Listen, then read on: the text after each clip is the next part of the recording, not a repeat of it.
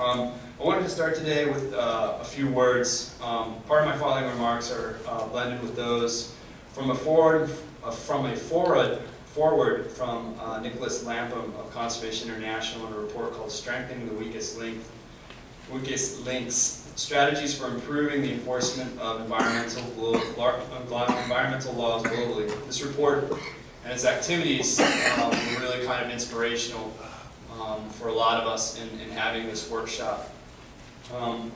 As all of us know in this room, effective conservation and management defies simplistic solutions.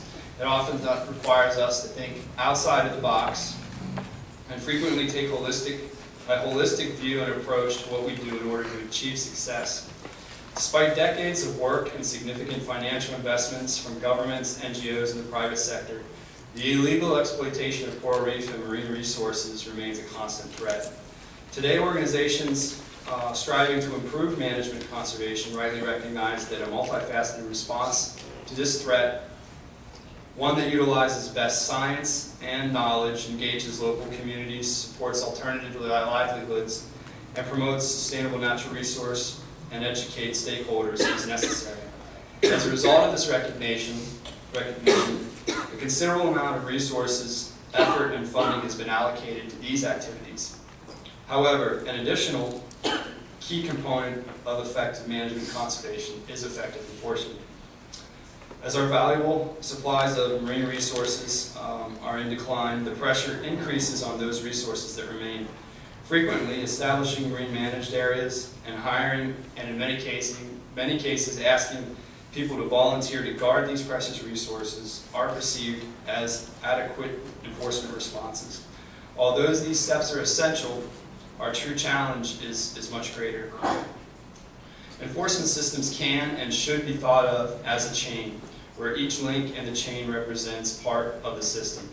An effective enforcement system requires strength in all its parts and links, education and outreach to prevent violations. However, if violations do occur, proper detection, investigation, arrest, prosecution, and conviction, and application of penalties, or as we'll learn today in a later presentation from a friend in Florida, the application of transformative rehabilitation opportunities for violators. These are all equally important and critical to the effectiveness of the whole system. For these reasons, initiatives that strengthen only one link may not be as successful as those that consider and address all the weaknesses of the chain and the chain as a whole. Over the past 18 months, the Pacific Island Management Protected Area Community, PIMPAC, through a valued partnership and commitment of a lot of people in this room, and also some people who aren't present here today, started taking steps to improve enforcement within our network. These efforts have largely focused on improving the knowledge, skills, and abilities of conservation officers. However, because we have realized the importance of addressing an enforcement system holistically, be it at the community, state, or national, or even international level, we felt that it would be an appropriate time to hold this workshop in conjunction with the Hawaii Conservation Conference to better understand our enforcement chains. So it is the intent through today's activities that we'll have a better understanding of our enforcement chains, the primary links and functions, what our colleagues are having success or struggling with, and increase our ability to identify weaknesses and make the necessary improvements in our respective places of work. So, before we get started with the presentations, I just want to do a quick overview of our agenda. We're going to start with Wayne Tanaka, and he's going to give an overview of the enforcement chain, assuming everybody has this in front of them.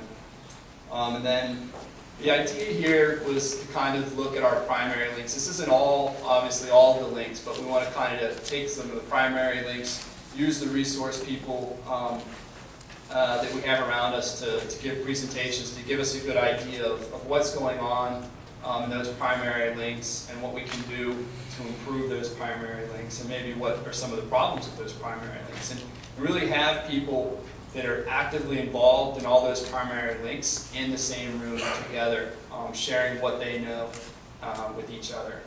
So we're going to start with education and outreach.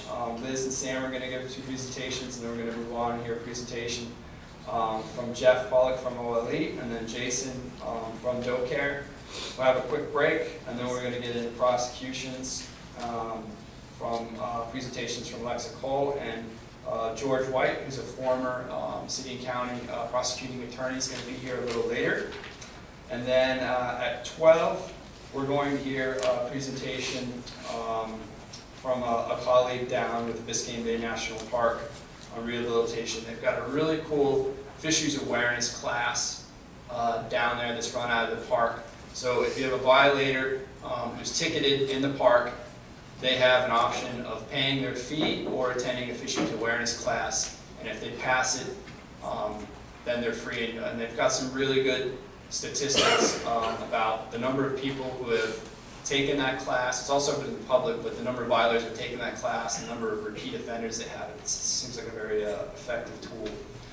And then we'll have lunch this afternoon, and during lunch, which will be provided here, during the second half of lunch, our colleague from French Polynesia, Makai, is going to give us an overview of the MPAs in French Polynesia, the management plan, and the marine managed area management plan for Maria and French Polynesia. And then we're going to do some small group activities in the afternoon where we'll set up stations in education outreach, kind of an enforcement officer station, kind of our prosecuting attorney station, and we'll rotate through so we can have more in-depth conversations.